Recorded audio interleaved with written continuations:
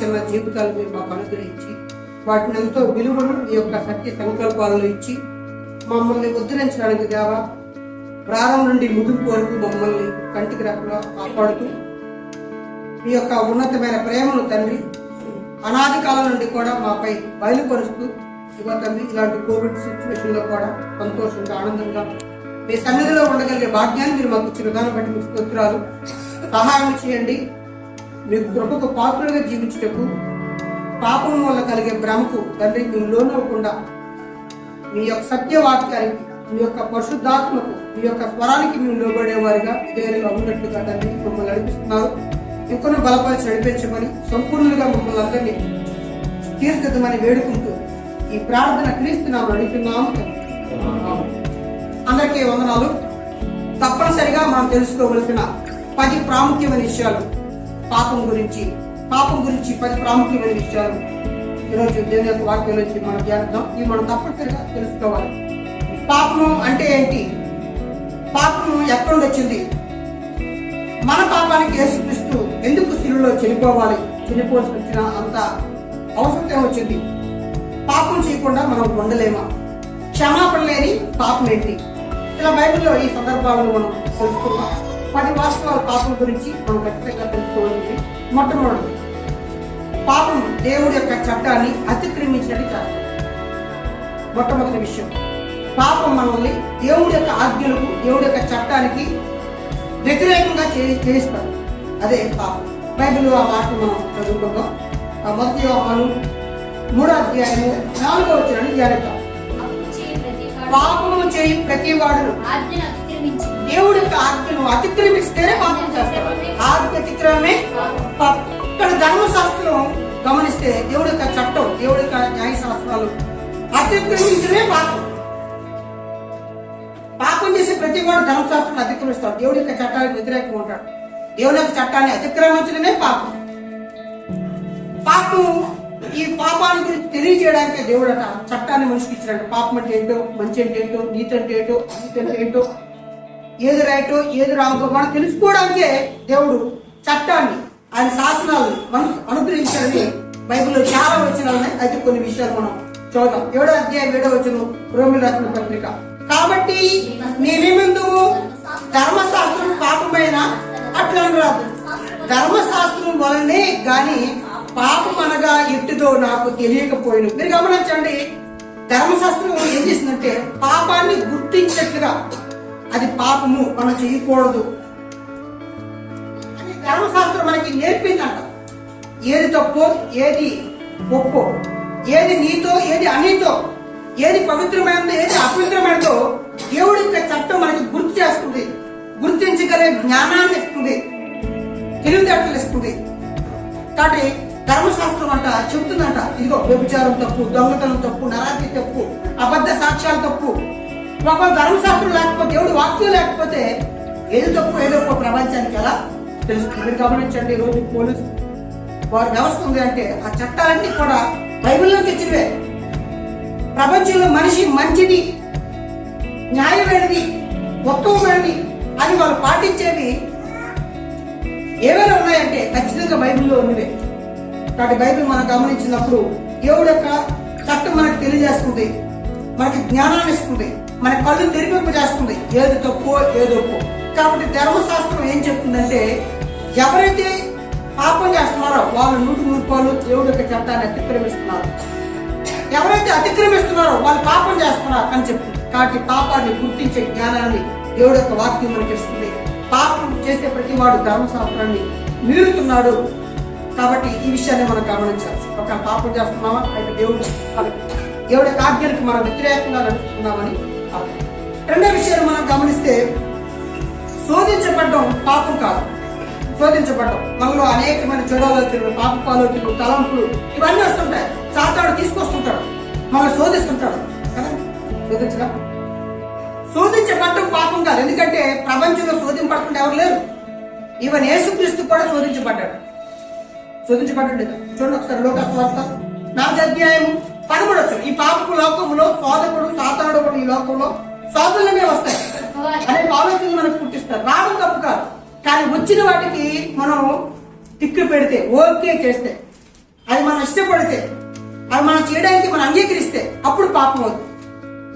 అందుకని మోహం చూపుతూ చూసి ప్రతివాడును అప్పుడు తన హృదయంలో మోహం చూపండి. ముందు చూశాడు, తర్వాత నచ్చిన తర్వాత ఆలోచిస్తాడు, ప్లాన్ చేస్తాడు, అప్పుడు పాపగా మారుతాడు. మనం చూద్దాం ఒకసారి. అపవాది ప్రతి శోధనను ముగించుకొని కొంతకాలం ఆయన్ని విడిచిపెట్టిన ఎవరు ఆయన? మీరు పై వచ్చిన చూసి యేసుప్రభు. ప్రతి శోధన ఈరోజు మీకు నాకు వచ్చే శోధనలు కాదు అనుకోకండి. మనకి ఏ శోధనలు అయితే వచ్చాయో, ఇంట్లో ఇబ్బందులా, లేదంటే చుట్టుపక్కల ఇబ్బందులా, సినిమాల ఇబ్బందులా, రోడ్డు మీద వెళ్ళేటప్పుడు ఇబ్బందులా, ఏమైతే వచ్చాయో ప్రతి శోధనను కూడా సాతానట ఎవరికి శోధించిందండి? యేసుప్రభు. ప్రతి శోధన శోధించిందట, కొంతకాలం విడిచిపెట్టి వెళ్ళిపోయింది చూసాం. కాబట్టి మన రక్షకుడు యేసుప్రభు శోధించబడ్డాడు. శోధన రావడం పాపం కాదు, కానీ ఆ వచ్చిన శోధనకు, ఆ కోరికకు, ఆ ఇష్టానికి లోబడిపోతే, ఇష్టపడిపోతే, చేయడానికి ఆశపడితే అది పాపం. బైబిల్ నుంచి మరో మాట మనం చదువుకున్నాం. ఎబ్రీ రాసిన పత్రిక 4వ అధ్యాయం 15వ వచనం. శోధనలు యేసుప్రభు కూడా వచ్చాయి, కానీ ఆయన పాపి కాడని బైబిల్ క్లియర్ గా చెప్తుంది.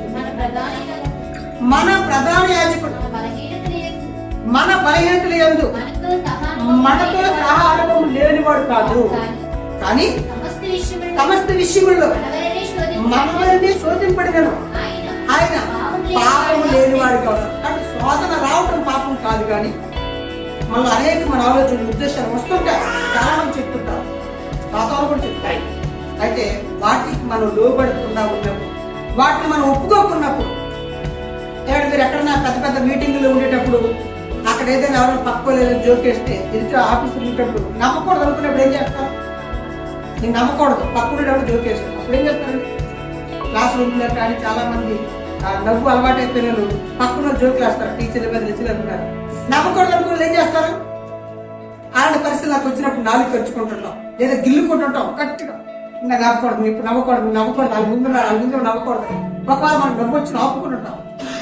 కాబట్టి నిజంగానే కంట్రోల్ చేసుకోవడానికి కొన్ని కార్యక్రమాలు తీసుకుంటున్నాం. అలాగే పాపం అనేది శోధన, అనేక ఆలోచనలు వచ్చినప్పుడు మనం కంట్రోల్ చేసుకోవాలి.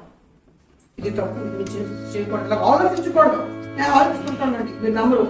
రోడ్డు మీద వెళ్ళేటప్పుడు, కాల్చుంటూ ఉంటప్పుడు కానీ వాళ్ళు ఏదైనా కొన్ని ఆలోచనలు వస్తుంటాయి. వెంటనే తుపాకీ పెట్టి కాల్చుకున్నట్టుగా ఊహించుకోండి. మనం ఆలోచించకూడదు. మనం దేవుడి పెట్టాం, ఇలా ఆశపడకూడదు. డబ్బు గురించి కావచ్చు, అవకాశాలు కావచ్చు, బోర్డు వస్తుంటాయి. మనం ఇలా చేయకూడదు, ఇలా ఆలోచించకూడదు, అసలు ఆలోచించకూడదు అని తుపాకీతో కాల్చుకున్నట్టుగా ఊహించుకోవడం. అంటున్నాను ఒకరు అక్కడ ఉండేటప్పుడు, ఒకరు మాట్లాడినప్పుడు కానీ ఒకవేళ నాకేమైనా నవ్వు ఏమైనా వచ్చింది అనుకోండి, నేను కంట్రోల్ చేసుకోవడానికి నాలుగు ఖర్చుకుంటే చాలా సున్నితమైన అవయం కాబట్టి గిల్లు కొడతాం కదండి. నిజంగానే ఒక దగ్గర మనం అలా ఉండకూడదు అనుకున్నాడు, మనం కంట్రోల్ చేసుకోవడానికి కొన్ని కార్యక్రమాలు చేస్తుంటాం. అలాగే దేవుడికి బిడ్డగా, దేవుడి కుమార్తెగా ఉండేటప్పుడు నీకు శోధనలు అనేక వస్తాయి, అనేక ఆలోచనలు సాతాను తీసుకొస్తాడు. అప్పుడు మనం ఏం చేయాలండి? కంట్రోల్ చేసుకోవాలి. నేను ఇలా చేయకూడదు అని మన తీర్మానం, మన ఆలోచనలు, మన ఉద్దేశాలు అంటే అక్కడ కానీ మనం ఒకవేళ మన మనసులో ఓకే చేసామా, అప్పుడు మన పాపమే, నువ్వు పాపిగా మారిపోవు. కాబట్టి శోధన రావడం తప్పు కాదు, కానీ శోధనకు మనం ఒబే అవ్వడం, లోబడిపోవడం, ఇష్టపడకూడదు, అప్పుడు మనం పాపిగా మారుతాం. యేసుప్రభు శోధించబడ్డాడు, కానీ ఏ పాపమైనా చేయలేదు. కాబట్టి మనకు అనేకమైన అవకాశాలు, ఆలోచనలు వాడు పుట్టిస్తాడు, లోకం పుట్టిస్తాడు. అప్పుడు నువ్వు అంగీకరించకూడదు. ఇక మూడో విషయాన్ని మనం గమనిస్తే, అందరూ పాపులే. ఏంటండి? అందరూ పాపం. బైబిల్ నుంచి ఆ మాట మనం చదువుకో. రోమీయులకు రాసిన పత్రిక 3వ అధ్యాయం 23వ వచనం. అందరూ ఎలా పాపులయ్యారో, ఎందుకు పాపులయ్యారో దేవుడు చెప్తున్నాడు. అందరూ పాపులని బైబిల్ చెప్తుంది. ఎలా అయ్యారో మనం చూద్దాం. ఏ వేదములు లేదు, అందరూ పాపము చేసి దేవుడు మహిమను పొందలేకపోతున్నారు. అందరూ కూడా పాపము చేసి పాపులయ్యారు. అందరూ పాపులు అని బైబిల్ చెప్తుంది. కాబట్టి బైబిల్ చెప్తుంది అందరూ పాపం చేశారు, అందులో భేదం లేదు, అందరూ పాపం చేశారంట. అందరూ కూడా దారి తప్పిపోయారు అని బైబిల్ క్లియర్ గా చెప్తుంది. మరో మాట మనం చదువుకుందాం. 5వ అధ్యాయం రోమీయులకు రాసిన పత్రిక 12వ వచనం కూడా మనం చూద్దాం. దేవుడిచ్చే మహిమను వాడు పొందుకోలేకపోతున్నాడు. కారణం ఏంటంటే అందరూ పాపము చేసి పాపులుగా మారిపోయారు, పాపులుగా ఉన్నారు అని చెప్తుంది. ఇట్లుండగా ఒక మనుషుని ద్వారా పాపము ద్వారా మరణమును లోకమును ఎలాగ ప్రవేశించును. అలాగనే మనుషులందరూ పాపము చేసినందున మరణమందరూ కూడా సంతరాలు. కాబట్టి మనుషులందరూ పాపులుగా మారిపోయారని, పాపం చేస్తున్నారని బైబిల్ క్లియర్ గా చెప్తుంది. కాబట్టి మనుషులందరూ పాపులు అని బైబిల్ చెప్తుంది. అభ్యర్థి లేదండి దేవుడు నమ్ముకోను, ఇప్పుడు ఈ పవిత్రుడిని నా ఏ పాపం లేదు అన్నా సరే బైబిల్ ఒప్పుకోవట్లేదు. మొదటి అధ్యాయం 8వ మనం చూద్దాం. మనము పాపము లేని వారమని చెప్పుకుని మనల్ని మనమే ఏమంటున్నాడు? ఈ పత్రిక రాసేటప్పటికి ఆయన చేస్తూ రక్తంతో కడగబడిన వ్యక్తి, అబ్బాయి నాలో ఏ లోపం లేదండి, నేను చాలా పవిత్రుడిని అని చెప్పుకుంటాట. మనమే మోసం చేసుకుంటాం. ఇంకా మరియు మనలో సత్యం ఉండదు అని దేవుడు చెప్తున్నాడు. మీరు చాలా మంది కొద్దిగా ఓవర్గా బాధపడిపోతుంటాడు. వాళ్ళ పాపం చేస్తుండ్రు, ప్రపంచంలో వాళ్ళ పాపం చేస్తుండ్రు, ఇలాగండి క్రైస్తువులు ఎలాగున్నారండి అలాగున్నారండి విపరీతంగా ఆలోచిస్తుంటారు. అనుకుంటుంటారు వాళ్ళు పరిపూర్ణమైన బైబిల్ తెలియని వాళ్ళు అనుకుంటారు. ఎవరు తెలియని వాళ్ళండి? ఎవరు తెలియని వాళ్ళు? సమాజంలో 2 రకాలు ఉంటారండి మనుషులు. అందరూ చెప్తూనే వాళ్ళు లంచ కూడా తీసుకుంటారు, వీళ్ళు లంచాలు తీసుకుంటారు, ప్రభుత్వం పోవాలి, అది పోవాలి, ఇది పోవాలి, ఆరు పోవాలి, ఇది పోవాలి, ఎప్పుడు కూడా అలా మాట్లాడుతుంటారు కొంతమంది. ఆడు మంచిది కానీ ఏ మంచిది కాదు. ఓకే అయితే నీ పాత్ర నువ్వు మంచిగా ఉంది, అలా లంచాలు ఆడ తీసుకుంటున్నాడు, కంప్లైంట్ ఇవ్వండి ఇస్తారేంటి మళ్ళా నాకెందుకు నీ గొడవ అంటారు. నీకు ఆ గొడవ వద్దన్నాడు నోరు మీద కూర్చోవాలి. నీ పని ఏదో నువ్వు నీతిగా న్యాయంగా నువ్వు చేసుకెళ్ళాలి. అదవుతున్నాను ఏ పని చేయకుండా నువ్వు ఇంట్లో కూర్చొని ఆడిచెట్టాడు ఈడ్చెట్టాడు అలాగే నువ్వు ఫైట్ చేయగలిగితే అన్యాయం మీద నిలబడు. అర్థమవుతుందండి? ఆఫీసర్లు మంచిగా కాదు, ప్రభుత్వాలు బాగాలేదు అనుకుంటే వాళ్ళకి వ్యతిరేకంగా పోరాటం చేసి మంచిని స్థాపించడం ట్రై చేయి. లేదంటావా నువ్వు మంచిగా జీవించు. అదవుతుందండి? నువ్వు ఈడు కూడా మంచిగా జీవించు. మళ్ళా అన్ని కప్పులాడు. ఇక్కడ మనం గమనిస్తే ఎప్పుడు కూడా లోపాన్ని చూస్తూ అక్కడ ఆగిపోయేవాళ్ళు కొంతమంది ఉంటారు. కొంతమంది లోపంతో వీళ్ళు కూడా లోపాలు చేసుకుంటూ బతికే సమాజం ఉంటారు. కానీ బైబిల్ ఏం చెప్తుందంటేనండి, దేవుడు సర్వాన్ని ప్రపంచాన్ని కాపాడుతున్నాడు, నడిపిస్తున్నాడు. ఆయన కనుసంగంలో ఇదంతా వెళ్తుంది. ఎవరు దుర్మార్గాలు చేయండి, ఎవరు చెడ్డలుగా ఉండండి, ఎవరు మంచోలుగా ఉండండి, నువ్వు మంచోడుగా ఉన్నావు లేదా నీకు నువ్వు చూసుకో. నేను నిజంగా మంచి పొజిషన్ ఉన్నావు లేదా, నిజంగా దేవుడు అనుకుంటూ ఉన్నావు లేదా అని నిన్ను గమనించుకొని నిన్ను సరి చేసుకుంటూ దేవుడి చిత్తానుసారంగా వెళ్ళడానికి నువ్వు ప్రశ్నించాలి. కానీ ప్రపంచం ఎలాగున్నారు, పాస్టర్ ఎలాగున్నారు, విశ్వాసం ఎలాగున్నారు, లేదంటే బీజేపీ ఎలాగుంది, కాంగ్రెస్ ఎలాగుంది, ఇది కాదు టార్గెట్. మన టార్గెట్ దేవుడు చూస్తూ మనం బాగున్నాం లేదా, మనం నిజంగా దేవుడి చిత్తాలకు అనుకూలంగా ఉన్నాం లేదా అని మనం చూసుకోవాలి. చుట్టూరు చూసామనుకోండి అవ్వదు. యేసు ప్రభుని మనం చూసుకుంటూ ముందుకు సాగిపోవాలి. కాబట్టి అందరూ పాపులని బైబిల్ చెప్తుంది. 100% కూడా మనుషుల్లో ఆ ఆలోచనలు, ఉద్దేశాలు పాపాన్ని చేయడానికి సహకరించే పెదరు ఈ లోకం అన్ని విధాలుగా అనుకూలంగా ఉంది. కాబట్టి మనుషులంతా కూడా పాపులుగా మారిపోయారు. అందరూ పాపులే. 3 విషయాలు చూస్తాం మనం. ఆ పాపం అంటే దేవుడి చట్టాన్ని అతిక్రమించడం అని, పాపాన్ని గుర్తించే జ్ఞానం దేవుడి చట్టం ఇస్తుందని. రెండోది స్వాదన పాపం కాదు కానీ స్వాదనకు లోబడితే పాపమని. మూడోది అందరూ కూడా పాపము చేసి పాపులుగా ఉన్నారు. 4వ విషయాన్ని మనం గమనిస్తే పాపానికి తండ్రి సాతానుడు. పాపానికి తండ్రి సాతానుడు. ఈ ప్రపంచంలో మనుషులు పాపులుగా మారడానికి, వారిని ఆత్మీయంగా చంపడానికి, వారిని పాపులుగా మలచడానికి లోకంలో సాతానుడు ఉన్నాడు అని బైబిల్ చెప్తుంది. అంతేకాదు బైబిల్ సాతాను ప్రారంభంలో అది చాలా మంచిదే, దాంట్లో కలంకం లేదు. అది సృష్టించబడినప్పుడు మంచిదానిగా దేవుడు సృష్టించాడు, కానీ తర్వాత కాలంలో అది మారిపోయింది అని బైబిల్ చెప్తుంది. చూద్దాం మనం యేసుల గ్రంథం 28వ అధ్యాయము 15వ వచనం చూద్దాం. 28:15. అది సృష్టించబడినప్పుడు లోపం లేని దానిగానే ఉంది సాతాను, కానీ తర్వాత కాలంలో అది ఎందుకు తప్పు చేసింది, ఎందుకు పాపంగా మారిపోయింది అంటే మనం గమనిస్తే అది కనిపించింది. నీవు నియమించబడిన దినములో మొదలుకొని పాపముని యందు కనబడి వరకు ప్రవర్తన విషయంలో నీవు యథార్థవంతుడిగా ఉన్నావు. నాకు బాగానే ఉంది, నువ్వు యథార్థవంతుడిగానే ఉన్నావు, పాపం మీద కనబడినంత వరకు బాగానే ఉన్నావు. కాబట్టి సాతానుడు ఒక దేవదూత, ఆ దేవదూత సాతానుగా మారిపోయింది. ఎందుకు మారిపోయింది అంటే ప్రారంభంలో దేవుడు చేసినప్పుడు మంచి చేశాడు ఆయన, దానికి స్వాతంత్ర్యం ఇచ్చాడు. తర్వాత కాలంలో ఎలా మారిపోయింది అంటే గర్వాంతురాలుగా మారిపోయింది. 17 చూద్దాం. 28:17. నీ సౌందర్యమును చూచుకొని నీవు గర్వించిన వాడివై నీ తేజస్సు చూసుకొని నీ జ్ఞానం చెప్పుకోవాలి. మీరు గమనించండి, దానికి ఉన్న అందం, దానికి ఉన్న వైభోగం, దానికి ఉన్న అధికారం బట్టి గర్వించిందంట. ఏమంటే తనకున్న జ్ఞానం చేత చెరిపేసుకుందంట. తనకి ఇవ్వబడిన హోదాలు, ఇవ్వబడిన ప్రత్యేకతలు. కాబట్టి మనం గమనిస్తే ఆ తర్వాత కాలంలో అది ఎలా మారిపోయింది అని చూస్తే యెషయా గ్రంథం 14 అధ్యాయం 13-14 వచనాల్లో తన మనసు ఏంటో, తన ఆశలేంటో, దాని కోరికలేంటో, దానికి ఇవ్వబడిన అధికారాలు, దానికి ఇవ్వబడిన స్వాతంత్రం, దానికి ఇవ్వబడిన అందం, దానికి ఇవ్వబడిన ప్రథమత్వం అంత గొప్ప స్థితిలో దేవుడు పెట్టినప్పుడు ఆ దేవుడు సాతానుగా మారిపోయినప్పుడు తన మనసులో కోరిక ఏంటో చూద్దాం. నేను ఆకాశానికి ఎక్కిపోతాను, దేవుడి నక్షత్రంలోకి పైగా నా సింహాసనాన్ని హెచ్చిస్తాను, ఉత్తర దిక్కునున్న సభాపర్వతం మీదకి కూర్చుండు, మేఘమండలం మీదకి ఎక్కిపోదును, బహున్నతులతో నేను సమానుడిగా చేసుకుందని నీవు మనసులకు. దేవుడు పొందంట, దేవుడితో పాటు సమానంగా ఉండాలి. అవసరమైతే ఆయనకు పక్కకు వేసి ఆయన కుర్చీ కావాలి, ఆయనతో పాటు సమానంగా హోదా కావాలి అనుకుందంట. కానీ తర్వాత కాలంలో అది గర్వించి విపరీతంగా దేవుడికి వ్యతిరేకంగా, దేవుడి న్యాయశాస్త్రానికి వ్యతిరేకంగా గర్వించి అది చెడుకున్నట్టుగా మనం చూస్తున్నాం. 12వ అధ్యాయం 3-4 వచ్చిన మనం చదివితే ఆఖరికి అది అంతకు దిగించింది అంటే దేవుడి దగ్గర ఉన్న దూతల్లో ఏమండి 3వ భాగాన్ని తన పక్షాన్ని తిప్పుకుందంట. ఎవరండి? సాతాను. దేవుడు దానికి కొంత సమయాన్ని ఇచ్చాడు. అది మనసులో అనుకున్నట్టుగా దేవుడు పాతాల్లో పడేలేదు. దానికి కొంత సమయం ఇచ్చాడు. తనకి ఇవ్వబడిన స్వాతంత్రానికి, ఇవ్వబడిన అధికారానికి దేవుడు విలువించి అది మనసులో అనుకుంది. ఆ తర్వాత కాలంలో వచ్చేది మొదలుపెట్టిన ప్రయత్నం సుమారు దేవుడుకున్న 4 వంతులు దేవతల్లో 3 వంతులు దేవతలు తన పక్షాన్ని తిప్పుకున్నారు. చూడండి 3వ వచనం 4వ వచనం. అంతట పరలోకం అందు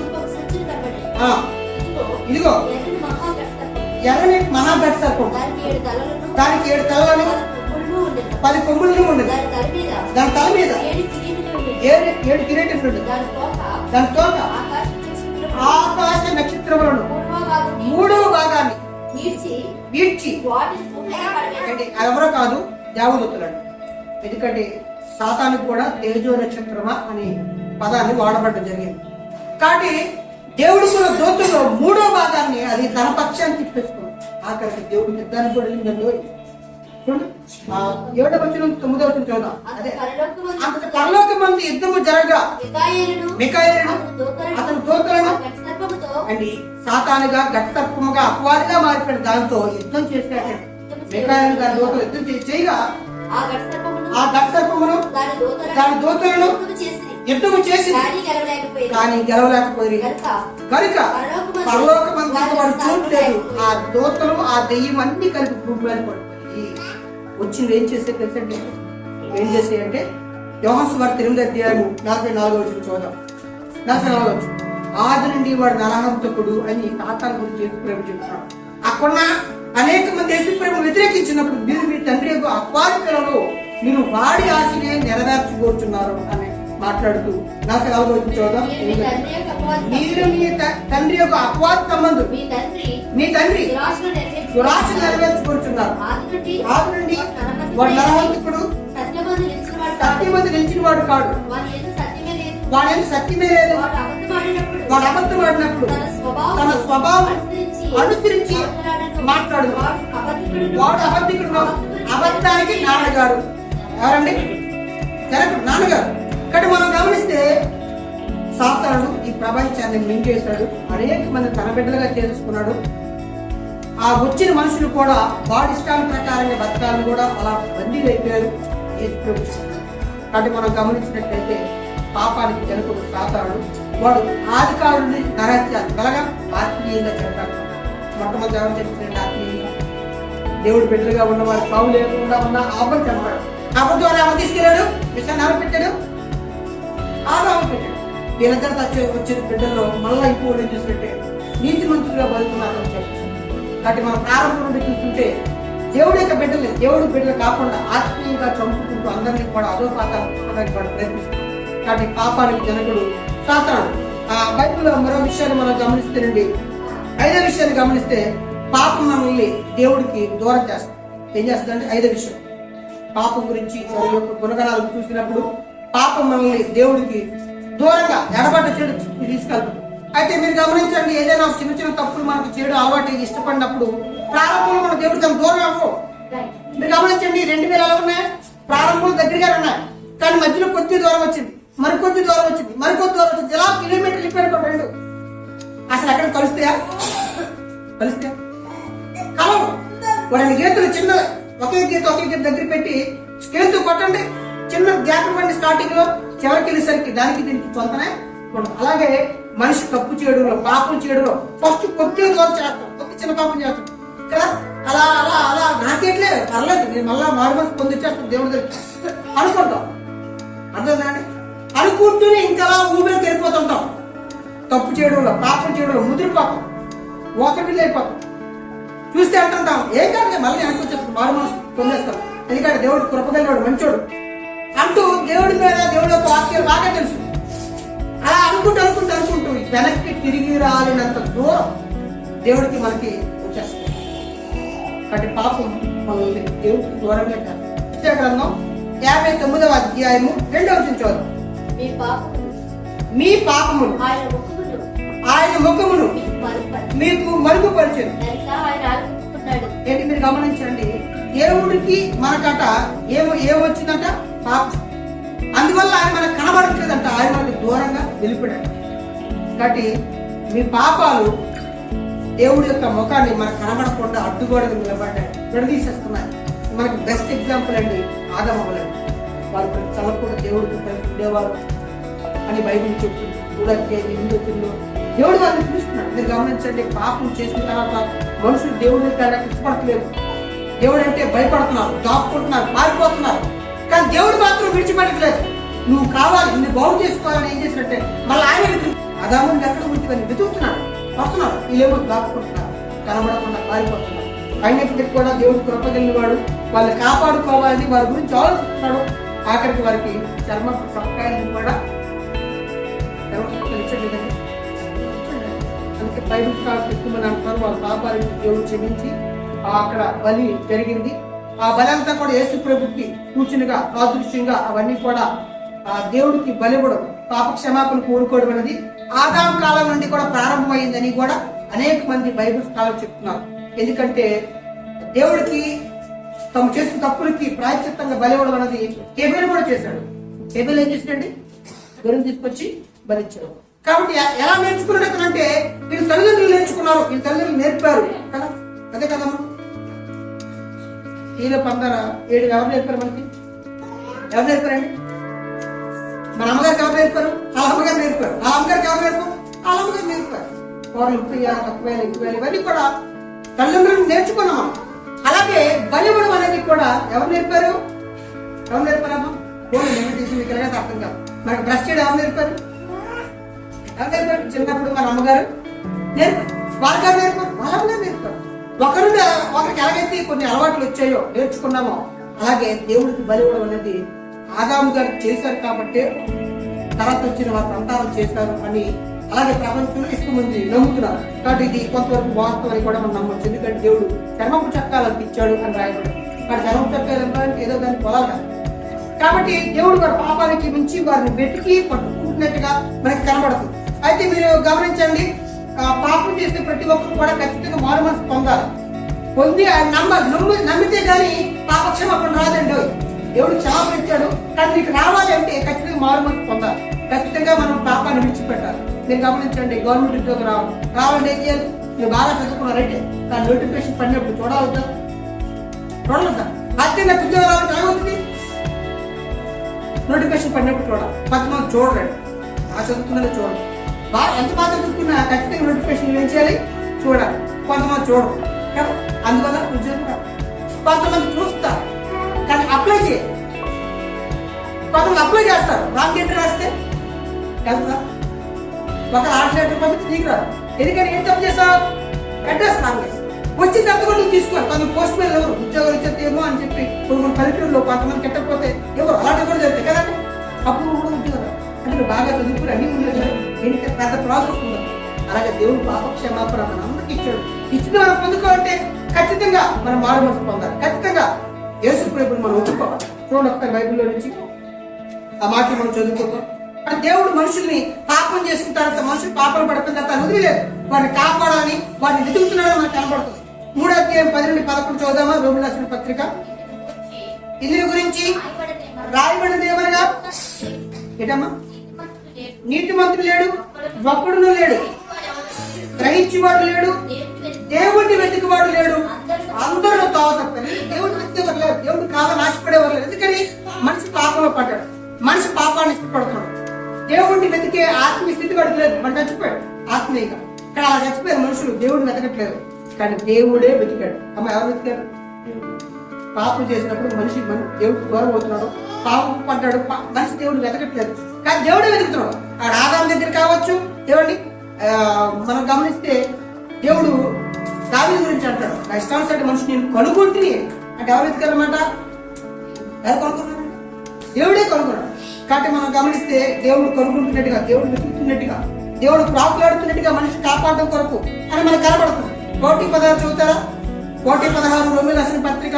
కాబట్టి దేవుడు వెతుకులాట, దేవుడి యొక్క ప్రాకులాట మనుషుని కాపాడాలని. ఈ కాపాడటంలో నువ్వు జత పనివాడుగా జాయిన్ అవ్వాలి, నేను జత పనివాడుగా జాయిన్ అవ్వాలి. అందుకే పౌలు గారు మేము దేవుడు జత పనివాడు అన్నారు. అది ఎవరి పనులు? ఎందుకని దేవుడికి ఏం ప్రాకులాట అయితే ఉందో, దేవుడికి ఏం వెతుకులాట ఉందో ఆ వెతుకులాట మీరు సాయం చేస్తున్నాం దేవుడికి. మేము కూడా వెతుకుతున్నాం సువార్త చేయడానికి. అందుకని అంటాడు 1:16 ఏమంటాడండి? సువార్తల గురించి సిగ్గుపడి నేను సిగ్గుపడతాను అంటు. ఎందుకంటే దేవుడి కార్యం ఇది. ఆమె ఎవరి కార్యం? దేవుడి కార్యం, దేవుడి సేవ, దేవుడి చిత్తాన్ని ఒక మనిషిని కాపాడడం దేవుడి కార్యం. కాబట్టి నేను సిగ్గుపడ్డాను, నేను చెప్తాను, అందరికి చెప్తాను. నేను అందరికి అప్పు అయిపోయినట్టు ఫీల్ అవుతాను. అందుకని అప్పు నేను తీర్చుకోవడం కోసం చెప్తాను. ఎంత మంచి గొప్ప మనసు ఉంది. అందుకనే పౌలు గారి గురించి దేవుడు చెత్త పరివారం ఉంటాం. ఎవరంటే మీరు దేవుడి చెప్తారు. ఈరోజు దేవుడు ఎంతమంది ఎంతమంది వెళ్తున్నాం, ఎంతమంది దేవుడి యొక్క సువార్త అనేక మంది అందించాలని ప్రార్థనాడుతున్నాం. అలా చేసే కార్యక్రమాలకు మనం సహకరిస్తున్నాం, మనం దండిగా ఉంటున్నాం. ఎంతమంది దేవుడి సేవ చేయడానికి స్తంభాలుగా ఉంటున్నాం, ఎలా ఉపయోగపడుతున్నాం అనేది మనం గమనించుకోవాలి. అందుకే అంటాడు సువార్త చేయడానికి నేను సిగ్గుపడను. అంతేకాదు మన దేవుడి యొక్క సువార్త చెప్పినప్పుడు దేవుడి ఆత్మ పనిచేస్తాం. పాపాన్ని గురించి వాళ్ళు ఎక్కువ పనిచేస్తారు. కొట్టుదాపు దేవుడు కార్యం చేస్తారు, వాళ్ళు మారుతారు. నిజంగా నేను తప్పు చేస్తాను, నిజంగా మనకు పాపులు కాదు, దేవుడు రక్షణ కావాలి, దేవుడి యొక్క కాపుదల కావాలి అని ఎదుటి వారు మారుతారు. కాబట్టి మనం గమనిస్తే మనుషులు పాపులుగా ఉన్నారు, దేవుడు వాళ్ళు వెతుకుతున్నాడు వాళ్ళు కాపాడుకోవడానికి. అంటే పాపం చేసినప్పుడు ఖచ్చితంగా ఏమొస్తుంది? ఎడబాటు వస్తుంది. దేవుడిని మనం విడదీస్తుంది పాపం. ఇంకా 6వ విషయాన్ని మనం గమనిస్తే పాపం ఫలం ఏంటంటే, పాపానికి ఉన్న ఫలం ఏంటంటే, ప్రతిఫలం ఏంటంటే మరణం. పాపం వల్ల వచ్చే జీతం ఏంటంటే మరణం. చూడండి 6వ అధ్యాయం 23 రోమిలకు రాసిన పత్రిక 6:23. ఇక్కడ పాపం దేవుడిని దూరం చేస్తే మనకు తెలుసు. అంతేకాదు పాపం మనల్ని చంపేస్తుంది. ఈ విషయాన్ని కూడా గమనించాలి. పాపం వల్ల వచ్చే జీతం మరణం. అంటే మనం చేసే ప్రతి పనికి కూడా ఫలం ఉంటుంది, ఉంటుందల్లా. అలాగే పాపం చేస్తే పాపానికి వచ్చే జీతం మరణం. ఈ మరణం అనగానే శారీరకంగా చచ్చిపోతున్న మరణం అనుకోకండి. చిన్నపిల్లలు పుట్టగా చచ్చిపోతారు, ఏమండి కడుపులో చచ్చిపోతారు. శారీరక మరణం గురించి కాదు ఈ మాట చెప్తుంది, శారీరక మరణం గురించి కాదు. ఆదాము నువ్వు తిని చచ్చిపోతావని చెప్పాడు, చచ్చిపోలేదా? ఆత్మీయ అపరాధముల చేతను పాపముల చేతను మీరు చచ్చిన వారు. ఆత్మీయ జీవితం గురించి, రెండవ మరణం గురించి చెప్తుంది, నరకం గురించి మరణం గురించి చెప్తుంది. కాబట్టి పాపంలో వచ్చే జీవితం రెండవ మరణం నరకం గురించి చెప్తుంది, నరకానికి తీసుకెళ్లిపోయే ప్రమాదం గురించి చెప్తుంది తప్ప శారీరక మరణం గురించి కాదు. శారీరక మరణం అంటే పాపంలో వచ్చిన అనేకమైన ప్రతిఫలాల్లో శారీరక మరణం కూడా ఒకటి. చాలా వచ్చాయి పాపం వల్ల, చాలా ఫలితాలు వచ్చాయి, అందులో ఒకటి శారీరక మరణం. కానీ నిజానికి పాపం వల్ల వచ్చే మరణం అనేది రెండో మరణం గురించి, నరకం గురించి, ఆత్మీయమైన నాశనం గురించి చెబుతుంది. కాబట్టి పాపం మనల్ని చంపేస్తుంది. విషయాన్ని గమనించాలి. ఇంకా మనం 7వ విషయాన్ని గమనిస్తే పాపం నుండి యేసుక్రీస్తు మనల్ని విడుదల అనుగ్రహించాడు. ఆమె ఎవరు అనుగ్రహించాడు? యేసుక్రీస్తు వారు పాపం మీద మనకు విజయాన్ని అనుగ్రహించాడు, విడుదల అనుగ్రహించాడు. బైబిల్ మనం గమనిస్తే గొప్ప సత్యాలు మనకు తెలియజేస్తుంది. పాపంలో వచ్చిన శిక్షను ఆయన భరించాడు. ఓకేనండి, ఆయన భరించి మనకి విడుదల అనుగ్రహించాడు. 1 కొరింథీ 15వ అధ్యాయం 3వ వచనం చదువుతాం. నాకు ఈ బిడ్డ ఉపదేశము మొత్తం మీకు అప్పగించింది. అదేమనగా లేఖనముల ప్రకారం క్రీస్తు మన పాపాల వల్ల చచ్చిపోయాడు. అమ్మ యేసుప్రభువు ఎవరి వల్ల చచ్చిపోయాడు? మన పాపాల వల్ల. ఎందుకంటే అది చాలా భయంకరమైనది. పాపానికి వచ్చే జీవితం మరణం. ఆ శిక్ష మనం భరించాలి. కానీ ఆ శిక్ష యేసుప్రభువు భరించాడు. యేసుప్రభువు మన పాపాల కోసం చచ్చిపోయాడు. ఎందుకు చచ్చిపోయాడు? మన కోసం. ఎందుకోసం ఆయన మన కోసం బలైపోవాలి అంటే మనం అంటే ఆయనకి ఇష్టం, మనం అంటే ఆయనకి ప్రేమ. మనం అంటే ఆయనకి ప్రేమ. ఈ విషయాన్ని మనకి 3వ అధ్యాయము యోహాను సువార్త 16 దేవుడు లోకం ఎంతో ప్రేమించాడు. మళ్ళీ ప్రేమించాడు. దేవుడు ప్రేమించి మన ఆయన ప్రేమను చూపించుకోవడానికి ఆయనే వచ్చి చచ్చిపోయాడు. కాబట్టి ఆయన మన కోసం చచ్చిపోయాడు, మన పాపం చచ్చిపోయాడు. ఎందుకు చచ్చిపోయాడు అంటే ఆయన మన మీద ఆయనకి ప్రేమ. కాబట్టి ఆయన ప్రేమించి ఇచ్చిన రక్షణ నీకు కావాలంటే నువ్వు ఖచ్చితంగా ఆయన నమ్మాలి, విశ్వసించాలి, ప్రజలు నమ్మాలి, మారుమనసు పొందాలని దేవుడు కోరుకుంటాడు. ఒకళ్ళు అవన్నీ లేకుండా రక్షణ రావాలంటే కాదు. చూడండి ఒకసారి రోమిలకు రాసిన పత్రిక 10వ అధ్యాయం 9వ వచనం 10వ వచనాన్ని మనం గమనిస్తే మన పాపాలని దేవుడి దగ్గర ఒప్పుకోవాలి, విడిచిపెట్టాలి, మనం మారుమనసు పొందాలి, యేసు ప్రభువుగా అంగీకరించాలి. చూస్తారా? అదేమనగా యేసు ప్రభు అని నీ నోటితో ఒప్పుకొని దేవుడు మృతుల్లో నుండి ఆయన లేపునని నీ హృదయమందు విశ్వసించిన యెడల నీవు రక్షించబడతావు. ఏంటి? ఒప్పుకోవాలంట, మారు మనసు పొందాలంట, ఏమంటే హృదయంలో విశ్వసించాలంట. అమ్మ విశ్వసించాలి, నోటితో నమ్మానండి అని చెప్తే సరిపోదు. ఈ పూర్వకంగా అయితే నువ్వు రక్షించబడతావు. నీతి కలిగినట్లు మనుషుడు హృదయంలో విశ్వసించాడు. కాబట్టి మనం నీతి మంతులుగా దేవుడికి రక్షణ ఉండాలంటే మనం యేసు ప్రభుని మనసు మారాలి, ఆయన ప్రభు అని నోటి ఒప్పుకోవాలి, మన హృదయంలో విశ్వసించాలి అని దేవుడు చెప్తున్నాడు. అందుకనే మీరు గమనించండి, నిజంగా పాపం చేయకుండా మనం ఉండగలమా అంటే దేవుడు బైబిల్లో చెప్పాడు, వారి పాపం నుండి ఆయనే రక్షించాడు. ఖచ్చితంగా రక్షించాడు, అది విడుదల మనం కల్పించాడు. అది ఎలాగండి నేను పాపం చేయకుండా ఉండాలి అంటే ఒక అద్భుతమైన సూత్రం ఉందండి. ఎప్పుడు మర్చిపోకండి, పాపం చేయకుండా ఉండే సాధనాలు బైబిల్లో దేవుడు మనకు అనుగ్రహించాడు. అయితే మనం వాటిని పట్టించుకోవట్లేదు. అలా పట్టించుకోకుండానే పాపులుగానే అలా జీవితానికి కొనసాగిపోతాం. అది ప్రమాదం, అది ఎంత ప్రమాదం ఎంత తెలుసు మనం చూద్దాం. కాబట్టి దేవుడు ఖచ్చితంగా మనం జీవితంలో పాపం చేయకుండా ఉండి స్థితిగతులుగా నడిపిస్తాడు, అది నడిపిస్తాడు. బైబిల్లో వచ్చి ఆ విషయంలో రోమిలకు రాసిన పత్రిక 6వ అధ్యాయం 12 నుండి 14 వరకు చదివితే అద్భుతమైన విషయాలు అక్కడ రాయబడి. కాబట్టి శరీర దురాశలకు లోబడినట్లుగా పాపములకు లోనైన మీ శరీరములను పాపాన్ని ఆడనీయకండి, మరియు మీ అవయవములను దుర్నీతి సాధనములుగా పాపానికి అప్పగింపుకుడి. అయితే మృతుల్లో నుండి సజీవులు అనుకొని మిమ్మల్ని మీరే దేవుడికి అప్పగించుకోండి. ఎవరికి అప్పగించుకోవాలండి? ఎవరికి అప్పగించాలి? దేవుడికి అప్పగించాలి. మీరు గమనించండి, 19 వరకు మీరు చదివితే అక్కడ దేవుడికి అప్పగించండి. పరిశుద్ధులు ఇప్పుడు మీ అవయవాలు నీతి సాధనాలుగా దాసులుగా అప్పగించండి అని చెప్పాడు. కాబట్టి మనం ఏం చేయాలి? మన పిల్లలు ఏం చేయాలమ్మా? అవయవాలు ఏం చేయాలమ్మా? దేవుడికి సాధనాలుగా ఇవ్వాలి, నీతి సాధనాలుగా ఇస్తున్నామా? ఖచ్చితంగా మన దేవుడి యొక్క చిత్తాల్లో మన బిడ్డలు మనం పెంచితేనే వాళ్ళ భవిష్యత్తులో బాగుపడతాడు అని చెప్తున్నాం. ఎవరెవరు కాపాడలేదు, దేవుడు వాక్యం కాపాడగలదు, దేవుడు ఆత్మ కాపాడగలదు, దేవుడు కాపాడగలదు. నిజం చెప్తున్నాను, నేను చెప్తున్న మాట కదా, నాకు నేను చెప్పుకుంటున్నాను. కాబట్టి మీరు గమనించండి, ఎంతమంది దేవుడు యొక్క నీతి సాధనాలుగా మన అవయవాలు పాల్గొనాలి, దేవుడు శుద్ధించాలి, దేవుడి పాటలు పాడాలి, దేవుడి సేవలు నమ్మకం ఉండాలి. మీరు గమనించండి, ప్రతిరోజు 3 పూటలు తింటాం కదా, 15 నిమిషాలు కూర్చొని తింటాం కదా, వండుకోవడానికి ఎంత టైం పడుతుంది? ఒక 10 నిమిషాలు ప్రార్థన టైం ఇవ్వలేదు పరిస్థితి. కానీ ఇదంతా భయంకర పరిస్థితి మనం తీసుకెళ్ళిపోతాం. కాబట్టి మీరు గమనించండి, నిజంగానే మనం నీతి సాధనాలుగా దేవుడికి ఇవ్వాలని కోరుకుంటాం. అలా ఇస్తే పాపం యావదు. ఎందుకు వెళ్తుందండి? నువ్వు అరగంట గంట ఇక్కడ ఉంటావు, మొత్తం వారమంతా ఊరి మీద ఉన్నప్పుడు తాతాడు ఎందుకంటే చీరడా 24 గంటలు ఆడుతూనే ఉండి ఆ లోకంలోనే ఉంటే మరి దేవుడితో మనం ఎలా పెడుతుంది? కాబట్టి ఖచ్చితంగా మన పిల్లలకి మనం భక్తి మార్గంలో పెంచుకోవాలి, మన కుటుంబాలు పెంచుకోవాలి. దేవుడు కోరుకుంటున్నాడు. రోమిలకు రాసిన పత్రిక చదివితే నేను ఈ బస్సు ఆలోచించాను, నిజంగానే పాపం చేయకుండా ఉండగలమా? ఎందుకంటే ఎలా సాధ్యం? ఎందుకంటే అలా చేసుకుంటూ వెళ్ళిపోతుంటే మనం ఇంకా దుర్మార్గులుగా పాపులుగానే ఉంటే మనం ఎలా నీతిమంతులు అవుతాం? దేవుడు ఎలా ఒప్పుకుంటాడు? అన్యులకి మనకి తేడా ఏంటి అని మనం చూసినప్పుడు అక్కడ అంటున్నాడు, 19 వరకు మీరు చదువుకోండి, అద్భుతం ఉంటారు. మీరు క్రమంగా దేవుడి యొక్క చిత్తానికి చూడండి, మీ అవయవాలు నిత్యాలుగా అప్పగించండి. అలా అప్పగించినట్లయితే మీరు ఖచ్చితంగా దేవుడు అనుకునే ఆయన లోకంలోకి మార్చబడతారు అని ఆ విషయాలు మనకు కనబడుతుంది. అంతేకాదు అద్భుత విషయాన్ని మీరు చూస్తే 2వ పేతురు 1వ అధ్యాయము 3 నుండి 4 వరకు చదువుతాయండి. సంపూర్ణంగా మనం సాగిపోవడానికి అట దేవుడు అట అన్ని సమకూరుస్తాడంట. నేను బాగు చేసుకోవడానికి, నేను ఉద్ధరించడానికి, నేను ఒక మంచి వాళ్ళకి తీర్చడానికి అట అన్ని అవకాశాలు ఇస్తాడంట. ఇచ్చిన అవకాశాలు మనం ఉపయోగించుకో. అమ్మ ఎవరు ఉపయోగించుకోరు? ఆయన ఇస్తాడంట. నువ్వు నీతిమంతుడిగా పరిశుద్ధురాలుగా నువ్వు జీవించడానికి నీకేం కావాలి అన్నీ ఇస్తాడ. తన మహిమని బట్టి గుణాశయను బట్టి మనల్ని పిలిచిన వాడు గుర్చిన అనుభవ జ్ఞానం మూలంగా ఆయన దైవ శక్తికి జీవమునకును భక్తికి కావలసిన అన్నింటినీ గమనించండి. ఎవరు దయచేస్తున్నారట? అన్నింటినీ దయచేస్తున్నాడ. దేనికట? నీకు భక్తికి ఏం కావాలో నీకు ఇస్తున్నాడు. నువ్వు నిజమైన దేవుడు భక్తుడిగా ఉండాలంటే నీకేం కావాలో అని ఇస్తాడు. మనం చూడం, పట్టించుకుంటే ఎవరు చేయగలరు? అని ఇస్తాడు. జీవం అంటే నువ్వు బతకడానికి, నీ బతకడానికి ఇస్తూ లేదండి. పుట్టావు ఎంత పుట్టావు? ఎంత పుట్టావు? మహా ఎంత పుట్టుంటావు? 3 కేజీలు కొంతమంది, మహా 4 కేజీలు. ఇప్పుడు ఎన్ని కేజీలు ఉన్నారు? ఎన్ని కేజీలు? 70, 80, 100 వెళ్ళిపోతుంది. కానీ ఇన్ని కేజీలు నేను పెంచాడు కదా, నీకు తిండెట్టాడు కదా, నీ ఎముకలు ఎదగడానికి, నీ మాంసం పెరగడానికి, మనల్ని ఎలాగైతే పెంచి పోషించాడో ఆత్మీయ జీవితంలో కూడా ఎదగడానికి కట అన్నీ ఇస్తున్నట్టండి.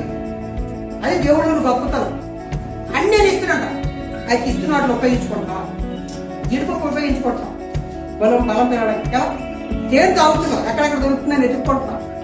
నేను అన్ని శారీరక విషయాల్లో చాలా దృష్టి పెట్టావు, మరి ఆత్మ విషయాల్లో దృష్టి పెట్టావా? మన నిజంగా భగవంతుడు ఎదుగుతున్నావా? కాబట్టి దేవుడు అయితే మాత్రం అన్ని ఇస్తున్నాడు. నిజం చెప్తున్నాం, దేవుడు మాత్రం మనం ఎదుగుతున్నట్టు ఎక్కడ లోపం లేని వాడిగా చేస్తాడు అని దేవుడు చెప్తున్నాం. అంతేకాదు పాపం నుండి విడిపించాడు, పాపం చేయకుండా జ్ఞాపకాలతో ఆ స్థితికి దేవుడు నడిపిస్తాడు. ఆయన కుమారుడు యొక్క రూపంలోకి మలుచుకుంటున్నాడు. ఇక మనం 8వ విషయాన్ని చూస్తే క్రీస్తు పాపం లేకుండా జీవించాడు. అమ్మ ఏంటమ్మా? పాపం లేకుండా జీవించాడు. పాపం లేకుండా ఎవరు? అందరూ పాపులని బైబిలే చెప్తుంది. అదే బైబిల్ యేసు ప్రభు పాపం లేకుండా జీవించాడు. కాబట్టి అందరూ పాపులని బైబిల్ చెప్తుంది. కానీ యేసుక్రీస్తు వారు తప్ప, యేసుక్రీస్తు వారు పాపం లేదని బైబిల్ చెప్తుంది. బైబిల్ నుంచి ఆ విషయాన్ని 8వ అధ్యాయము యోహాను సువార్త 45వ వచనం. కాబట్టి అందరూ పాపులని దేవుడి యొక్క వాక్యం చెబుతుంది. కానీ పాపుల్లో ప్రత్యేకించబడ్డాడని, పాపం చేయలేదని, ఆయన నోటి కప్పం లేదని బైబిల్లో చాలా మాటలు ఉన్నాయి. అయితే కొన్ని విషయాలు మనం గమనిద్దాం. 8:45 యోహాను సువార్త.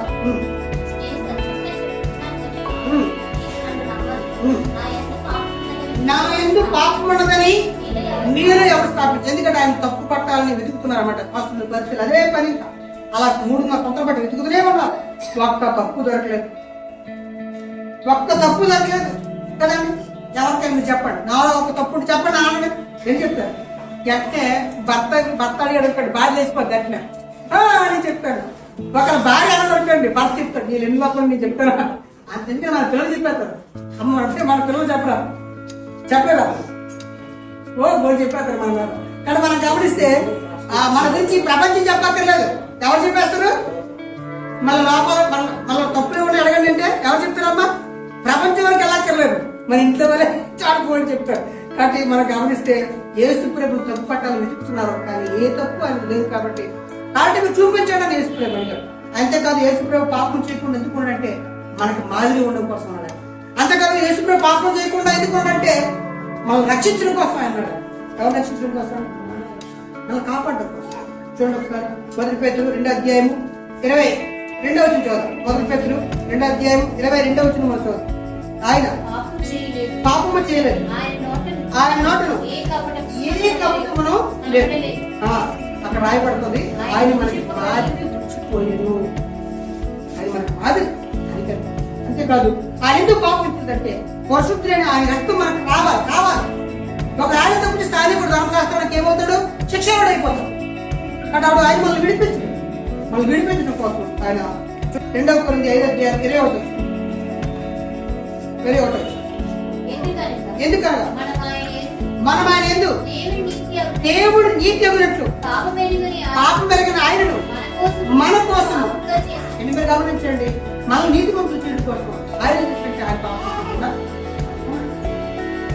మన దేవుడు నీతి అగినట్లుగా ఆయన నీతితో మనకు ఆస్వాదించాడు, మన శిక్ష అంతా ఆయన భరించాడు. ఇలా చేయడం కోసం ప్రార్థించాడు. కాబట్టి బైబిల్ మనం గమనించినప్పుడు క్రీస్తు పాపం లేకుండా జీవించాడు మనకు కనబడుతుంది. అది ఎవరి కోసం అంటే మన కోసమే, మన మాదిరి ఎవరి కోసం. ఇక 9వ విషయాన్ని మనం గమనిస్తే దేవుడు మన పాపాలను నింపుతున్నాడు. నిజంగా దేవుడికి కంటికి కనబడకుండా ఎవరికి తెలియకుండా నేను తప్పు చేస్తానని మనం అంతా అనుకోవచ్చు కదా. 3 కంటికి తెలియకుండా 3 కంటికి తెలియకుండా అంటే 3 కంటే 2 గంటలు ఉన్నాయి కదా. ఇక మూడో కన్నటి ఇంకా తెలియకుండా ఆఖరికి కొన్ని సందర్భాల్లో అండి ఎంత విచిత్రంగా మనుషులు ఆలోచిస్తారంటే ఈ తప్పు పాలన చేస్తే అది చంపేద్దాం కూడా అనుకుంటారు. అలా ఆలోచించే సైకాలజీ వెళ్ళిపోతుంటారండి. అవసరం కన్నతండ్రినే అలాంటి సిచ్యువేషన్ చంపేస్తూ ఉంటారు. కాబట్టి మనం గమనిస్తే పాపం ప్రపంచాన్ని దాచొచ్చేమో కానీ దేవుడి కంటికి దాచు. ఎవరికంటే దాచలేమండి? అని పాపాల కోపాలు కూడా చిన్నీని కనబడుతున్నాయి. బైబిల్లోకి పెట్టి చూస్తే అలా కనబడుతున్నారు. చూడండి 69వ కీర్తన 5వ చూడండి. కాబట్టి దేవుడు హృదయ రహస్యాలు ఎరిగిన ఆయన. అంతేకాదు మన మాట నాలుగు మీద రాకముందే అని తెలిసని కీర్తనకారుడు 139:2 చెప్పాడు. దేవా నా బుద్ధిహీనత నీకు తెలిసే నా అపరాధములు. దావీదు గారు ఎవరికి తెలియకుండా తప్పు చేశారు. అయితే నీకు తెలియదా? నీకు తెలుసు ప్రభు అని చెప్పాడు. ఈయన చెప్పలేదు ఎవరికి చెప్ప దేవుడు అప్పుడు నా తరఫు అవతల చెప్పాడు. అయ్యగారు స్టోరీ అంటారా? ఎవరు చెప్పారు? నా తనకి ఎలా తెలుసు అని చూడలేదు. దేవుడు చెప్పాడు. అప్పుడు ఈయన వచ్చాడు చెప్తారు అమ్మా తెలిసిపోయిందా. ముందే అక్కడ మీరు సందర్భం చూసారు. దావీదు అంటాడు అలాంటి చంపేయాలి అంటాడు. తెలుసా మీకు? తెలుసు కదా. అయితే ఆ మనుషుడు ఎవరో కాదు నువ్వే అంటాడు. మీరు ఆ సందర్భం చదవండి అనుకుంటాం. దావీదు గారి ఫీలింగ్స్ కోపడాక్షన్ అయితే అలాంటి మనుషుని చంపేయాలంటాడు అనమాట. అప్పుడు నాతో అంటాడు ఆ మనుషుడివి నువ్వే. ఆఖరిపోతాడు దావీదు గారు కోపడిపోయడం రాయబడతాడు. ఆ అమ్మాయి ఎవరికి దొరుకుతాయి. కానీ దేవుడి కలిసి మనం దాచలేము. అంతేకాదు తీర్పు దినానట దేవుడట మనం రహస్యంగా చేసిన తప్పులు కూడా పాపాలు కూడా ఏం చేస్తున్నట బయలుపరిస్తే అందరికి స్క్రీన్ మీద చూపిస్తున్నట. మనం దాచిస్తాం అనుకుంటాం కానీ ఒకరోజు తీర్పులోకి వెళ్ళేసరికి ఆయన రెండో రాకుండా వచ్చినప్పుడు అవన్నీ కూడా రహస్యాలన్నీ కూడా బయలుపరుస్తున్నట. అయితే ఇప్పుడు ఏం చేయాలి? అయ్యి బాబు ఏదంటే అవమానకరమైన పరిస్థితి రాబోతుందా? అయితే ఇప్పుడు ఏం చేయాలంటే బతుకుండగానే ఆయన పాదాలు పట్టుకొని పురబ్బా నాకు అని ఆయన పాదాలు పట్టుకొని పాపక్షమా. ఇది బెస్టా లేదా అది బెస్టా? ఏ ఆప్షన్ బాగుందండి? ఏది బాగుంది? ఇక్కడ ఒప్పేసుకొని కడిగేసుకుంటే క్లోజ్. ఇక్కడతో క్లోజ్ లేదు. ఇక్కడ కప్పేస్తే అక్కడ ఒక రోజు ఆయన. కాబట్టి మనం ఆయన పాదాలు పట్టుకొని ఇక్కడే ఒప్పుకొని పాపక్షమాపణ పొంది జీవానికి దేవుడి చక్షానికి అనుకూలంగా జీవించడమే మనకి అదృష్టం బాధ్యత. ఇక పద విషయాన్ని గమనిస్తారండి. క్షమాపణ లేని పాపము మత్తయి సువార్త 12:31 చూద్దాం. చాలా విచిత్రమైన సందర్భం. ఈ యొక్క సందర్భాన్ని చదివినప్పుడు చాలా భయం వేసింది కూడా. 12:31 చూద్దాం. కాబట్టి మీతో చెప్పినదేమన్నా మనుషులు చేయి ప్రతి పాపము దోషని వారికి క్షమించబడును గాని ఆత్మ విషయమే దోషులకు పాప క్షమాపణ లేదు. పరిశుద్ధాత్మ వ్యతిరేకంగా తప్పు చేస్తే క్షమాపణ లేదు. మనుషు కుమారుని దూషించినా క్షమిస్తాను, తన దేవుడిని క్షమించినా దూషించినా క్షమిస్తాను. ప్రతి పాపాన్ని క్షమాపణ కానీ పరిశుద్ధాత్మ వ్యతిరేకంగా పాపం క్షమాపణ. మీరు గమనించండి, ఈ యుగమందే రాబోయే యుగమంది ఏంటి? ఈ యుగమంది క్షమాపణ లేదు. వచ్చే యుగాలు కూడా ఏంటి అంటే ఈ యుగంలో క్షమించిన పాపాలు వచ్చే యుగాలు క్షమిస్తాడా? ఆ మాట కదా మీకు అర్థం బాగా ఆలోచించండి. ఆదాం చేసినట్టు కదా మనం కూడా తప్పు చేస్తాం. ఆదాం తప్పుకి మన తప్పుకి తేడా ఉంటుంది. ఆదాం గారికి అంతకుముందు ఎవరు లేరు ఎగ్జామ్. నీతికి ఎలా జీవించాలో పరిశుద్ధంగా ఎలా జీవించాలో అక్కడికి ముందు ఇంకొక లేరు ఎగ్జామ్. మనకు ఉన్నారు లేదా? ఉన్నారు లేదా? మనం చేసిన తప్పుల దగ్గర ఆదాం చేసిన తప్పు చిన్న పెద్ద. మరి న్యూ టెస్ట్మెంట్ ఓల్డ్ టెస్ట్మెంట్ ఏంటండి? యేసు ప్రభు ప్రేమ, అబ్రహాము గారి నీతి ఇన్ని తెలుసు మనకి. ఆయనకి అవన్నీ తెలియదు. అర్థమవుతుందా? తప్పు చేస్తే చావు వస్తుందట అని ఆయన తెలియదు, మనకు తెలుసు. అర్థమవుతుందండి. కానీ మన దగ్గర మనం చేసిన తప్పుల దగ్గర ఆయన తప్పు ఏమవుతుందండి? చెంపైపోతుంది. అందుకే కలుపులా మాట్లాడుతాడు. ఈ యుగ మధ్యను రాబో యుగ మధ్యను క్షమాపణ లేదు అంటే కొన్ని యుగాలు బట్టి ఆ తప్పులు క్షమించేస్తుంటాడు అన్నమాట దేవుడు. అందుకే అజ్ఞాన కాలంలో చేసిన తప్పులు అటు వాళ్ళంట ముందుకున్నట్టుగా వదిలిపెట్టి ఇప్పుడైతే వదిలిపెట్టమని చెప్పాడు. కానీ బయటకు మనం గమనిస్తే క్షమాపణ లేని పాపం ఏంటి అని సందర్భాన్ని గమనిస్తారండి.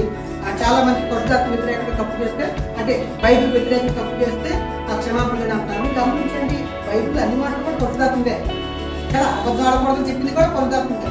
కానీ అన్ని పాపాలు కూడా ధర్మశాస్త్రం వ్యతిరేకమే. కానీ ఇక్కడ ఈ సందర్భం ఏంటి మీరు గమనిస్తే మనకు లోతుగా చాలా అర్థాలు చాలా విషయాలు చాలా చెప్పారు. కానీ ఇక్కడ ప్రాముఖ్యంగా గమనిస్తే ఒక సందర్భాన్ని మరింత లోతుల్లో మీరు ఆలోచించాలని కోరుకుంటున్నాను. ఇక్కడ యేసు సూచితులను అర్థంగా అలా చేస్తుంది తండ్రి అయిన దేవుడు కదా. మనుషులు కాపాడే కొరకు రక్షించే కోసం తండ్రి అయిన దేవుడు పనిచేస్తున్నాడు. యేసు ప్రభు ద్వారా పరిశుద్ధాత్మ కూడా పనిచేస్తున్నాడు, యేసు ప్రభు పనిచేస్తున్నాడు. ఈ ముగ్గురు కూడా సమాజాన్ని లేదా అక్కడ ఉన్న వాళ్ళందరినీ మారు మనసు కొరకు ప్రేరేపిస్తున్నారు. దేవుడు సేవా కార్యక్రమాలు చేస్తున్నారు.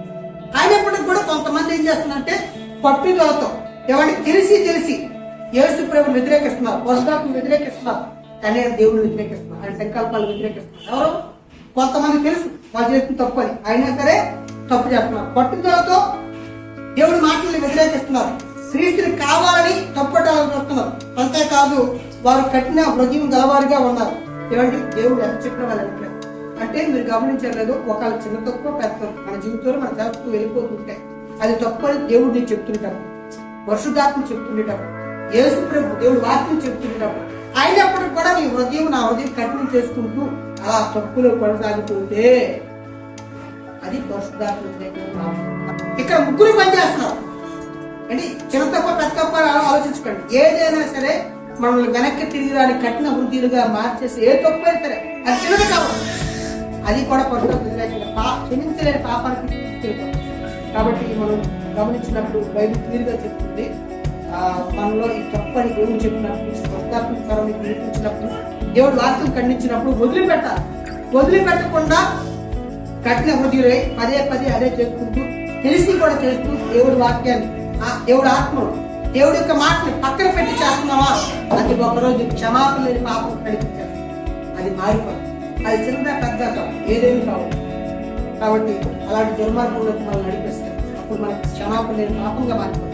కొన్ని మత్తయి యోహాను 5:16. కాబట్టి ఈ ముగ్గురు కలిసి చేస్తున్న ఈ విషయాన్ని అక్కడ శాస్త్రులు పరిశీలు వ్యతిరేకించారు. తన సహోదరుడు మరణకరము కాని పాపం చేయగా ఎవడేడు చూచి నేడు అతని వేడుకోడు. అతను బట్టి దేవుడు మరణకరం కాని పాపాన్ని చేస్తే దేవుడు క్షమిస్తాడు, జీవాన్ని ఇస్తాడు. మరణకరమైన పాపం కాదు, అట్టి దాని గురించి మీరు ప్రార్థన చేయకండి, చేసినా దేవుడు వినడు. మీరు గమనించండి, ఏమంటున్నాడు? మరణానికి తగిన పాపం అలా చేసిన గురించి ప్రార్థన చేయక్కర్లేదు, చేసిన దేవుడు వినడు. కానీ మరణకరం కానీ పాపం చేస్తే ప్రార్థన చేయండి. కాబట్టి చేసే చిన్న తప్పులే తప్పు మీద తప్పు తెలిసి కూడా దేవుడు వ్యతిరేకంగా వాళ్ళు జీవించుకుంటూ కఠిన హృదయాన్ని మారకుండా వాళ్ళు ఉన్నట్లయితే ఇంకా మనం పాపం చేసుకుని వెళ్ళిపోతే అది మరణకరమైన పాపంగా, క్షమాపణ లేని పాపంగా మారిపోతుంది. కాబట్టి ఖచ్చితంగా దేవుడి సన్నిధిలో మనం తప్పు అని తెలిసినప్పుడు దేవుడి సహాయం ద్వారా దాన్ని మనం విడిచిపెట్టకుండా ఏం కాదని అనుకుంటూ జీవితాంతం కొనసాగించుకుంటూ ఒకరోజు వెనక్కి తిరిగి చూడలేని కఠినంగా మారిపోతాం. అది మరణకరమైన పాపంగా మారిపోతుంది. కానీ అక్కడ శాస్త్రుల పరిస్థితి తెలుసు, దేవుడి వల్ల జరుగుతుంది కాదు, దేవుడు ఆత్మ వల్ల జరుగుతుంది. యేసు ప్రభు ప్రాకులాడుతున్నాడు, పరలోక తండ్రి కూడా ప్రాకులాడుతున్నాడు, కానీ వాళ్ళు కాదన్నారు. యోహాను 7:29 ప్రజలందరూ సుంకరులను యోహాను బోధ విని అతడిచ్చిన బాప్తిస్మం పొందిన వారే దేవుడు న్యాయవంతుడని ఒప్పుకొనిరి. 30 ఈ బాప్తిస్మం ఇస్తున్న ఈ బాప్తిస్మం యోహాను ఇస్తున్న బాప్తిస్మం మాట అది ఆలోచన కాదట, దేవుడి కార్యం అంట, దేవుడి సంకల్పం అంట. ఆ సంకల్పం ద్వారా కాపాడాలని దేవుడు ప్లాన్ అంట. కానీ కొంతమంది కాదన్నారు. చూడండి 30 పరిశీలనలు ధర్మశాస్త్రజ్ఞులు అతని చేత బాప్తిస్మం పొందగా తమ విషయమైన దేవుడి సంకల్పాన్ని నిరాకరించారు. అంటే ఏం చేస్తారట? వాళ్ళు ఏమనుకుంటున్నారు? బాప్తిస్మం ఇచ్చి ఇచ్చి బాప్తిస్మం వద్దు అనుకుంటున్నారు. కానీ ఎవరు నిరాకరిస్తున్నారు? అక్కడ దేవుడి సంకల్పం. ఎవరి సంకల్పం అమ్మా? అంటే దేవుడిని కాదంటారు, దేవుడి కార్యం కాదంటారు, దేవుడి చిత్తాన్ని కాదంటారు. కానీ వాళ్ళకి తెలియదు. వాళ్ళు ఏమనుకుంటున్నారు? యేసు ప్రభువుని వ్యతిరేకిస్తున్నాం, బాప్తిస్మం యోహాన్ని వ్యతిరేకిస్తున్నాం అనుకుంటారు. కాదు. ఎవరు వ్యతిరేకిస్తున్నారు? ఎవరినమ్మా? కాబట్టి మనం గమనిస్తే ఇక్కడ యేసు ప్రభు ఈ మాట చెప్పినప్పుడు కూడా పరిశుద్ధాత్మను కాదంటున్నారు, యేసు ప్రభుని కాదంటున్నారు, తండ్రి దేవుడిని కాదంటున్నారు. కాబట్టి ఈ ముగ్గురిని కాదని ప్రజలు మారుతారు. అందుకే అది మరణకరమైన పాపం, క్షమాపణ లేని పాపం చేసుకోవచ్చు. కాబట్టి మన జీవితాల్లో కూడా అలాంటి లోపాలు, అలాంటి వాళ్ళు ఖచ్చితంగా మనం చూసుకుంటున్నాం. కాబట్టి పాపం గురించి 10 విషయాలు చూడమని. క్షమాపణ లేని పాపం ఉంది, అలాంటి భయంకరమైన సృష్టి మనం వెళ్ళకూడదు, జాగ్రత్త. 9 విషయాలు మనం చూస్తే అన్ని మన పాపాలని దేవుడు చూస్తున్నాడు, దేవుడికి మరుగు చేయలేమని చూస్తాం. ఇంకా మనం గమనిస్తే క్రీస్తు పాపం లేని వాడుగా జీవించాడు అని చూస్తాం. అంతేకాదు పాపం నుండి క్రీస్తు మనల్ని విడుదల అనుగ్రహించాడు అని చూస్తాం. అంతేకాదు పాపం మరణకరమైంది అని చూస్తాం. పాపం మనల్ని దేవుడికి దూరం చేస్తుందని చూస్తాం. అంతేకాదు పాపానికి తండ్రి సాతానుడని, అందరూ పాపులే అని, స్వాతంత్రం రావడం తప్పు కాదు కానీ స్వాతంత్రం లోబడ్డమే పాపమని, పాపము దేవుడి యొక్క చట్టాన్ని అతిక్రమించినట్టు చేస్తారు. అది దేవుడి యొక్క వాక్యానికి మనం లోబడి ఆ చిత్తానుసారంగా జీవించడానికి ప్రయత్నించాలి. దేవుడి కృప ద్వారా, దేవుని ఆత్మ ద్వారా, దేవుని సత్యాల ద్వారా దేవుడు మనల్ని సంపూర్ణ స్థితిలో నడిపించాలని కోరుకుంటూ ప్రార్థన చేస్తున్నాం. స్తోత్రములు పరమ తండ్రి, పాపము గురించి ఆది కాలం నుండి తండ్రి ముగింపు వరకు మానవ లోకంలో మీరు తెలియజేస్తున్నారు. అది ఎంత భయంకరమైనదో, దానివల్ల ఎంత నాశనం, ఎంతగా తండ్రి మరి మీ ఆశీర్వాదాలు పోతాయో, ఎంతగా నశించిపోతారో మీ యొక్క వాక్యము తేటతెల్లం చేస్తుంది. అయినప్పటికీ కూడా పాపం వల్ల కలిగే భ్రమకు లోనవ్వకూడదని మీ యొక్క వాక్యము తండ్రి ఆయన శబ్దం విననాడే మీరు మారు మనసు పొందండి అని మీ యొక్క వాక్యం ప్రారంభం నుండి తెలియజేస్తుంది. ఈరోజు మీ స్వరాన్ని మేము విన్నామని 100% నమ్ముతున్నాం. మీ వాక్యాలు సత్యం, మీ యొక్క ఆత్మ స్వరాన్ని తండ్రి మేము విలువనిచ్చేవారుగా, మీ యొక్క ప్రాకులాటను తండ్రి మీ చిత్తాన్ని మేము గైకునేవారుగా, తండ్రి పాపాన్ని విడిచిపెట్టేవారుగా, సంపూర్ణ సాగిపోవారుగా మమ్మల్ని అందరూ నడిపించమని బ్రతుకులాడు కొరకు సహాయం చేయండి. ఎవరైనా మాలో పాపములు కలిగి భ్రమకు లోనే తండ్రి తండ్రి ఒకరినొకడు ఆ దినం సమీపించక ముందే హెచ్చరించుకోవడం మీ యొక్క వాక్యం చెప్తుంది. తండ్రి ఈ హెచ్చరికలు మాకని మేము తీసుకుంటున్నాం, సహాయం చేయమని వేడుకుంటున్నాం. తండ్రి మీరు మాకు ఇచ్చిన నిత్య జీవాన్ని తండ్రి మీరు పుట్టుకోవడానికి తండ్రి మీ యొక్క కృపకు మేము దూరం అయిపోకుండా సహాయం చేయమని బ్రతుకులాడుకుంటున్నాం. సంపూర్ణంగా పరిపూర్ణంగా మమ్మల్ని నడిపించమని వేడుకుంటున్నాం. మీ సేవా కార్యక్రమాల్లో మీ యొక్క చిత్తముల గ్రంథం ఉండేవారు నడిపించడం వేడుకుంటున్నాం. ఈ ప్రార్థన క్రీస్తు నామములో అడుగుతున్నాము తండ్రి.